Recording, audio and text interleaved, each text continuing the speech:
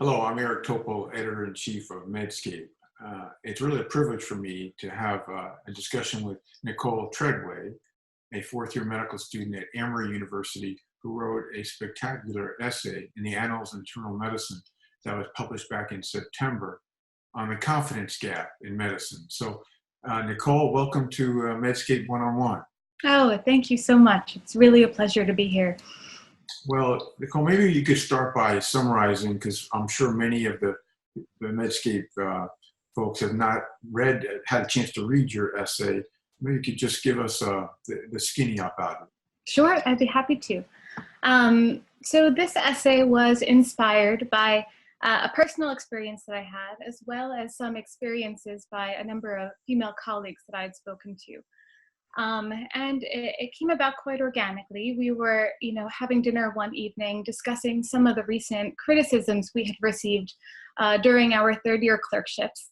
And one woman shared a comment that she'd received, although she was providing a patient presentation on rounds and was given a compliment of being thorough in her presentation. And attending sort of said to her afterward, I wish you had presented with more confidence. And, it was interesting. As soon as she said that, we all recognized similar experiences that we had had on the wards. And similarly, it had bristled, but it wasn't exactly clear why.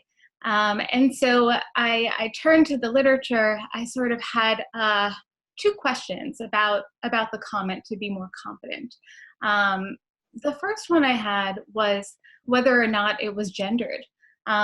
These were women who were not just out of undergraduate, they were non-traditional students who had had other careers. I would say none of those women necessarily identified as non-competent. So it felt like a surprising thing. And it wasn't something I necessarily heard from male counterparts. So that was the first question I had. But really what it prompted me to consider, and I think what the bulk of my article is around what value we place on a competent style of presentation. And given a shifting culture in medicine, I would say sort of moving away from an assertive, potentially paternalistic tradition of medicine toward a more sort of collaborative direction, where we see a real partnership model with our patients come into play. I thought it was worth reconsidering and taking a step back to really examine the value in that commentary to be more confident.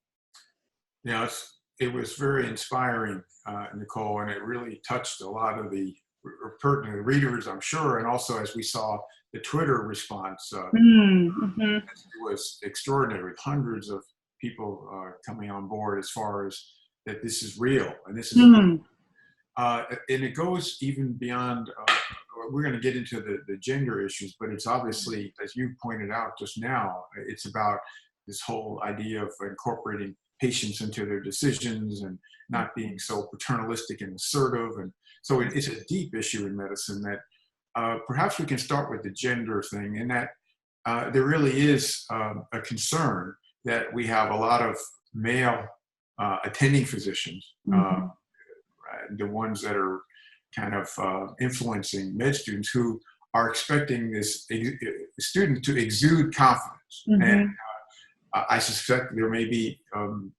male students who are affected as well, that it's better to be confident and wrong. That sense of, is this something that is, would you say, is not just gender, but it's just that attitude of this strong conveying of assuredness? What are your thoughts about that? Yeah. So I think you're right. I think that is the prevailing, or at least formerly prevailing, kind of cultural, value. Better to, be wrong and say it confidently. I think it's an interesting question. I have not found through my perusal of the literature that the comment itself is gendered. However, I think I did find some, compelling evidence that there is, what I refer to and what others have referred to as a confidence gap between men and women physicians. And actually, this does not just encompass physicians, but I found that this to be an interdisciplinary sort of issue. It's found in amongst economists and other, academics. It's in business. It's amongst trainees and professionals. And what we see is a pattern where, although studies have found that men and women actually are quite comparable around their competence and abilities, women have a tendency to sort of predictably and reliably under assess their own performance. And I think it's surprising. Not only has it been found in sort of self-report, but in some retrospective reviews, in some cases by independent observers, have rated female trainees less confident compared to their male counterparts. And so while I did not necessarily find the evidence to show that this feedback to be more confident is just given toward women, in some ways it might not surprise me, given that women do tend to act a little bit less confidently. So there's that component. However, I think other papers have demonstrated, or other groups, that we do see a lot of gendered language in medicine. Certainly, I know at my own institution, there's a lot of discussion right now around the type of language that individuals use when describing patients or their students on evaluations. I think there was a paper back in 2007 by Lee et al. That had shown that those students who were less assertive in their communication got poor evaluations. And though it wasn't causal, it was an association with considering. And so I think that there's something here. Certainly also with letters of recommendation, we're seeing a real big push around avoiding certain what's considered gendered language and how we describe candidates. And so I think it's a timely question. I think that accounts for the robust response on Twitter, which really took me by surprise as well. And it was just, astounding to see it resonate with so many individuals. So yeah, it's an interesting point. I was going to delve in this more because I love the way you brought out the other sectors, not just medicine. And so, for example, Sheryl Sandberg's Lean In book and her whole movement, it isn't something that is just, of course, as you say, in healthcare and in medical school. But in fact, I was going to hope to stimulate you to write a book on the confidence. I think it'd be a hit, by the way, Nicole. Thank you. I totally agree with you that it isn't necessarily only a gender story, but the gap overall is a big deal. That it's much more. So, in my experience, women are just more in medicine. They're more reflective. They are less assertive in general. And this is a good quality. And as you pointed out in your essay, it's associated with better outcomes. Well, it might be, right? We don't know for sure. As more women enter medicine, and we do see, if not better outcomes, certainly comparable outcomes, I think it's worth reconsidering what women bring to the table. Rather than, as we were discussing, Sheryl Sandberg's piece telling women to, lean in, speak up, act more like these traditional, somewhat male,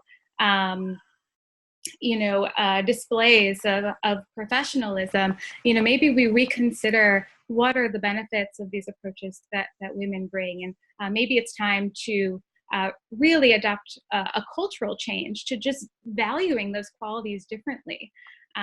So even if it is true that women may be less confident than men, maybe this creates a culture of patient safety, of improved learning. Maybe there are unseen and really unexamined benefits here that really we should focus on. And it sure seems to be the case.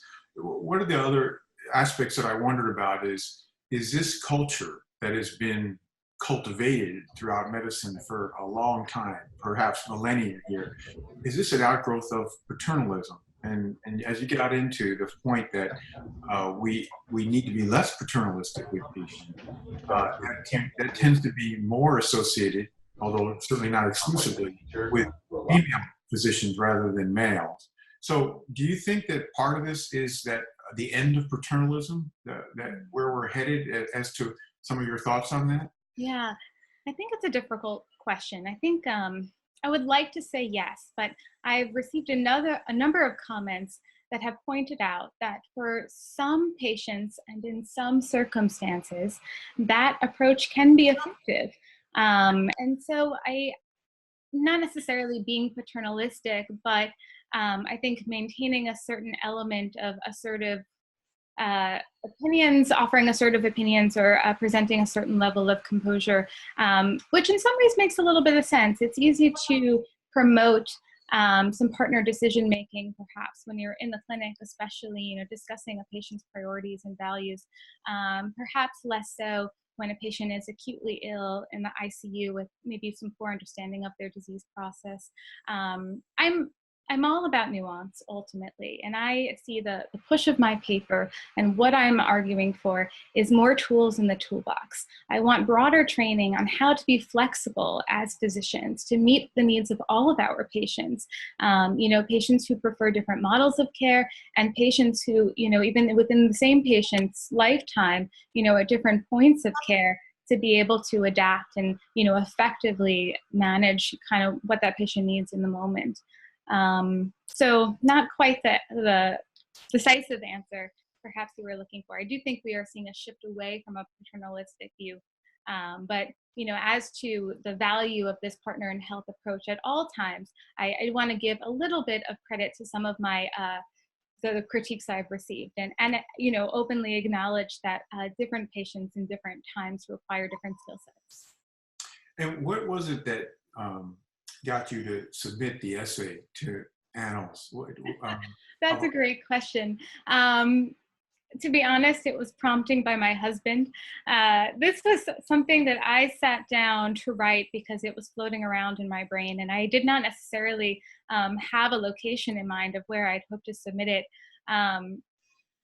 Speaking of my own perhaps issues with confidence, I did not necessarily believe it would have a national platform like this, and it was looking in smaller publications initially.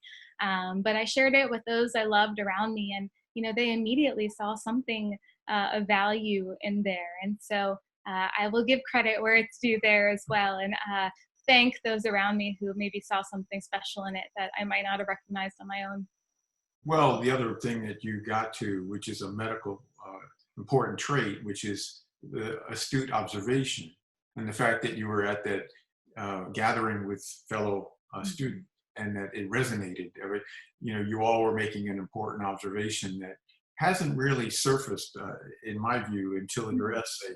There's so much, of course, about disparate pay and other matters, but the actual point about confidence, I think it was masterfully done. So I want to get back to what's your future? Where are you headed in medicine? My future. Great question. I very much would like to end up in an academic center practicing internal medicine. I do see myself as a future primary care doctor, but appreciate that, my heart might be captured throughout the process by something else. So going in open-minded, really excited about hopefully working in, a county or city hospital, looking to really provide services where they're needed most. Yeah, that's fantastic. Well, I do want to get back to that idea of you writing a book. I think it's an incredibly important topic, first. Secondly, you are a fantastic writer. I mean, Thank you. What you packed into that essay, it's a one page in the journal, but it's got so many critical thoughts. And if you were to develop that further with respect to the confidence gap in medicine, I think it could be a great service to the profession. So I know it can be daunting to think about that. And in fact, in my career, I never thought about writing a book until, decades into it. But you've got the talent, the ideas here, and the uniqueness of a perspective.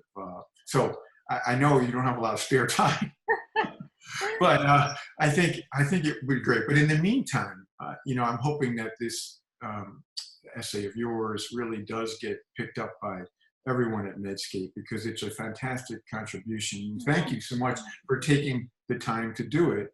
And I hope it doesn't stop there. I just think that you're onto something. It's something really big. It's something that's, confidence in medicine. When I went to school back in the 70s, we were taught to be, strong and know everything. And those attitudes have to shift. And you really brought that out. So Right. we're indebted to you for your efforts there.